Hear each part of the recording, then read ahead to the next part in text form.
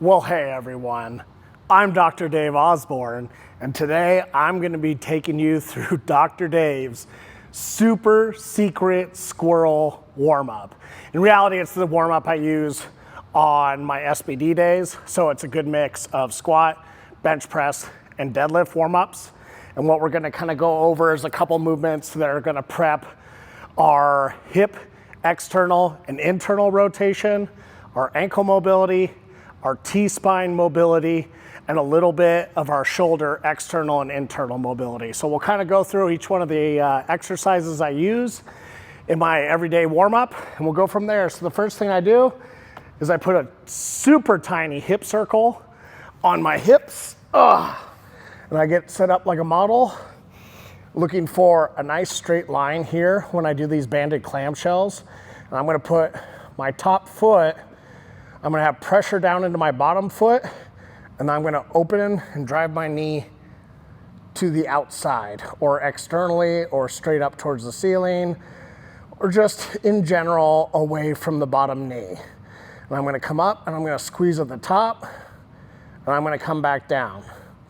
Typically what I'll do is I'll come up and get a good hold and a good squeeze. Once I start feeling a good pump in my glutes, get about 12 reps in there. I wasn't counting because I was talking. And then I switch sides. So for the purposes of the camera, I'm gonna flip around like that. But in reality, all you have to do is roll over. Again, creating a nice line, driving up and holding at the top.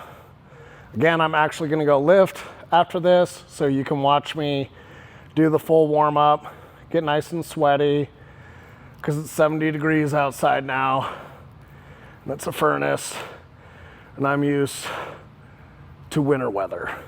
So once I get a good squeeze on both sides, I'm gonna finish these clamshells by coming up into a little bit of a bridge position, and then keeping my toes down on the ground, I'm gonna open my knees up, and I'm just gonna drive out, and I'm not gonna think of pushing my knees out. What I'm gonna think of doing is squeezing my glutes right here and using my glute squeeze to create abduction at the leg, right? Which is what our glutes and our glute medius does, is it creates abduction. It draws the knees away from the midline of the body towards the outside.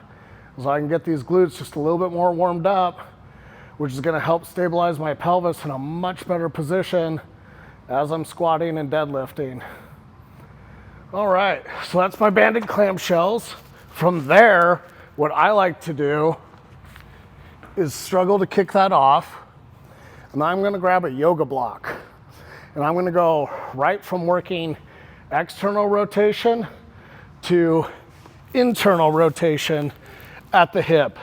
I'm gonna put that block, if you don't have a yoga block, you can just use knee sleeves or a water bottle, right in between my legs. I'm gonna take this top knee, I'm gonna push into the block, and I'm gonna drive this foot as high as I can. Again, something to keep in mind with mobility is everyone's mobility is gonna be a little bit different, and some people are gonna have more range of motion and others less. And the big thing is to work your own range of motion and gain really good understanding of what ranges you have access to. And then when you find top end range, like when I started, it was right here. Now through the process of keeping these muscles engaged and going through it, I can gain a little bit more. And now I've created more internal rotation in my hip. So when I hit the hole in squat, I have room to go to depth and don't just get stuck at parallel. So kind of the same thing as the band clamshell, in that I want to do 10 to 15 on each leg until I can feel a little bit of muscular fatigue, a little bit of burning, and I'm sweating a good amount. And so once I've done this internal rotation on both sides, I'm gonna finish up with my last little exercise, second to last exercise off the floor, which is gonna be the tactical frog. So this is hip internal rotation with the yoga block that we did after banded clamshell work. Now, I'm gonna come over here with my furniture sliders, and I'm gonna let my knees drift out into as far of a range of motion as they can while keeping my hips relatively in line. I don't wanna be super far forward. I wanna be sitting back a little bit. And then I'm going to drive the inside of my knee into the floor, and I'm gonna hold this position. Anytime we're doing contract and relax work, we wanna get at least a good 5-second hold before we push a little wider and we start squeezing again. Again, I'm driving the insides of my knees into the ground hard. You can see my legs shaking a little bit. And then from there, I'm gonna relax. I'm gonna try and drive out just a little bit more. And I'm gonna reapply pressure down. And this is just creating as much of this splits position as I can tolerate at my size, right? Everyone's different. And about 3 to 5 of these is plenty. And then from there, the last warm-up I have to do in this section of the gym off the floor is I can do some T-spine mobility work. Now, you can do regular T-spine mobility just by reaching through and coming up and twisting, but as you can see, I don't have a ton that way. And it's uncomfortable for me to be in this position, and I end up moving out of that position over time, and I start sitting back a little bit more. So I will do a quadruped T-spine rotation pretty often, but today, another one I really like is coming up into a kneeling position where I can get my hips through. I can be in a good tall stacked position, right? Where I'm not here, my glutes are engaged, and I'm up tall. I can take this band and holding this arm straight, right? What I'm gonna do is I'm gonna reach open and twist, and then come back around. Right here, arm straight, reach open, and twist, and come back around. When I'm doing this, I'm keeping the arm and knee in the same line, all right? And I'm keeping this knee driving out. You can also put this knee against a wall with a ball on it, if you have access to that, to keep that knee driving out. Again, right here, okay? Twist and open up that chest. And then in the back, I'm thinking of holding here, from here, twisting around, and getting that shoulder blade in the back to really squeeze and open up a little bit more. These are a little bit, you don't need much of a band either. That's probably too heavy of a band.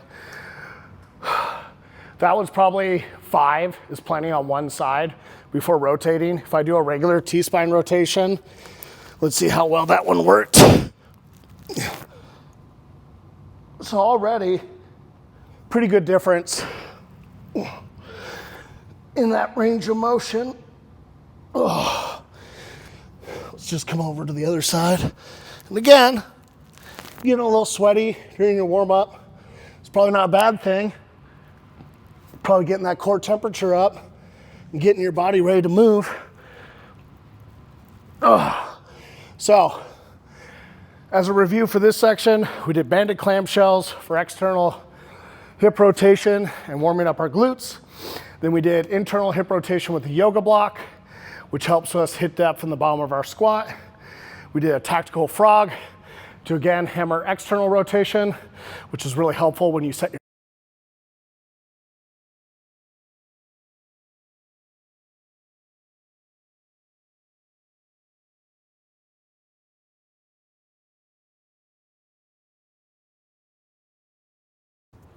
All right, so the next portion is going to talk about some upper body warm-up mobility movements. And the first we're gonna do is band distracted chicken wing.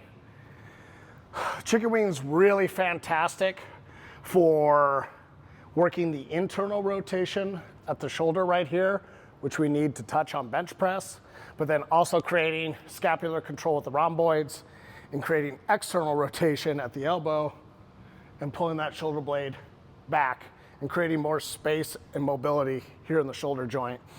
So there's a couple different ways. You may have seen people do these. Some people like to attach at the elbow. Some use a lighter band. What I like to do is have the band set up a little bit higher than me.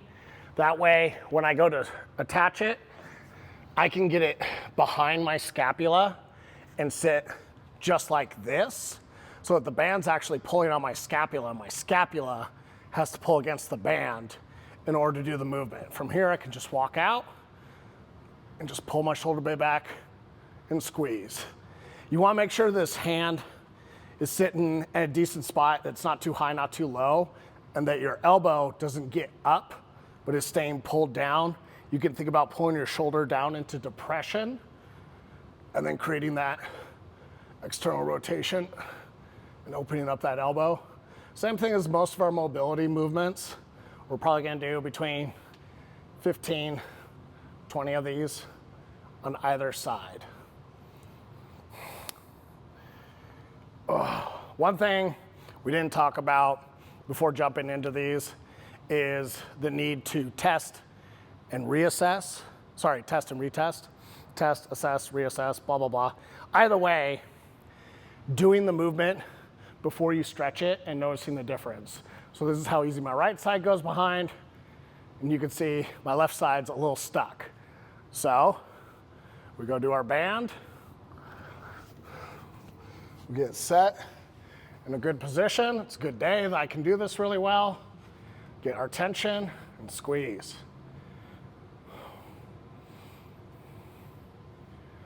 Just sitting in that pocket, keeping the band tight, and getting some good squeezes and holds at the end. I can already tell when I go to reassess this, this left side goes behind way easier, right? So, next movement. These are for benching. Internal rotation helps a little bit with that squat setup too. But mostly I use these to help with benching. So we're gonna be right here. Adam wants in, and we're gonna have to tell him to wait 1 second because we're filming. For bench press, right? What I like to think about doing with this band right here is it's gonna pull our arm back a little bit and get a little bit more traction in the shoulder, create some more space. So we're just gonna do 10 punches forward, 10 little shoulder rolls, shoulder throws, shoulder punches, whatever you want to call them, forward, 10 backwards, right? And that's it. You switch, you do that on the other side. I don't really need to do that on that side so much today. Then our final one we're gonna do for our upper body here is gonna help our squat position. We're gonna do a wall slide. Trick to a good wall slide is keeping your low back flat against the wall. That's why I've walked my feet out a little bit. From there, I'm gonna pull my ribs down, right? And I'm gonna take my backs of my hands, and I'm gonna come up as high as I can, and I'm gonna come down. And what I'm trying to do is as I go through this range of motion, see that? I'm trying to get the wall behind me, keeping my palms open, my low back flat on the wall behind me, and my ribs down. Again, everyone's got different ranges of motion, and that's way easier for some people than it is for me. But that practice of ribs down, shoulder blades back, low back flat to the wall behind you, and driving up is gonna help you get that bar on your back on squat without aggravating your shoulders and your elbows. In our continuing series of Super Squirrel secret warm-ups, one thing I really like to do before I lift to get my lower body woken up is I like to do some banded adduction and abduction. So I'm gonna start with abduction, and then we'll go into adduction. All I have to do here is push my knee out into this band, take a little split stance here, keeping my toe down, and then I'm just gonna twist at the knee here and just drive this knee out, right? Think about squeezing my glute and holding, and just holding at that end range of motion, right? Just like our clamshells and everything else, probably 10 to 15 reps. That's all it needs. And now we just have a little bit more activation in those glutes before we go to lift. And then I'm just gonna go to the opposite side here, and I'm gonna do some banded adduction, just like so. Let my leg come out, and I'm gonna squeeze into the middle. You can set your foot down in the middle, or you can just keep it up a little bit and just get a good squeeze. Right here, right here. Boop. I'm just gonna pulse that a little bit. Try not to let your toe turn out as you come out. Keep it a little bit straight. Good, you can put a little bit of bend in the knee if you want as well, if you want a little bit more range of motion. Oh, you can just come in and get a good squeeze, right? We're just gonna do that on both sides. All right, so the last parts that I warm up before I train my ankles, right? My go-to for ankles is a band distracted kettlebell stretch and a contract relax calf stretch. So we'll start with the band distracted ankle stretch, and then we'll go from there. So I've got moderate band anchored down low. The band is set right just above the gap where my shin and ankle meet. And I'm gonna get some good tension on here, right? And then coming down, I'm gonna drive this knee forward. And I'm gonna take this kettlebell and put it right on top of my knee. Kind of push down on it a little bit. I'm just gonna continue to drive that knee forward till I find where it sticks. That's about right there. And I'm gonna flex, grab the ground with my toes and squeeze my calf. And then I'm gonna set just a little bit deeper. And I'm gonna flex, squeezing everything in my lower body. And I'm just gonna drive that a little deeper. Good, I'm making sure that my heel doesn't lift up in the back end. If I want, I can move this kettlebell around, and that will change how it holds the foot down and where that weight disperses. So if I put it further back, it's gonna help keep that heel down a little bit more. If I want, I can always reset, manipulate that band a little bit and try and get a little bit more. Well, I'll go through that 3 to 5 times of just squeezing and driving forward a little bit more before I reset. Put my other foot in, try and get that same good angle. Take a step out, come down, and repeat that process on that left side. For me, I have way better range of motion in my ankles on my left ankle compared to my right.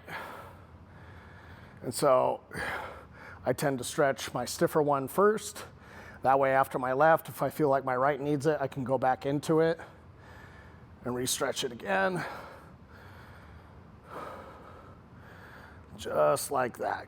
Just pushing that knee forward over the toe as much as I can. Good. And then from here, all I have to do is come over to a bench press and step on the back spotter feet, platform, whatever you want to call it, right here. And I'm going to put about the ball of my foot, just a little bit higher than that, on the platform, and let that heel fall down. Just let it stretch for a minute, a couple seconds, not a minute. And I'm going to come up and flex, and then I'm going to come back down and stretch again. Repeat that 3 to 5 times on each foot. And feel that progression and range of motion, just like that. Again, you'll notice I'm not sitting in these overly long for like 30 plus seconds at a time. Not really stretching so much as just mobilizing tissue and using various contractions and relaxations to create more range of motion. And now, after all that, I retest into my competition movements. So we'll start with my squat and just kind of see how it feels. Feels pretty strong. Go into my deadlift.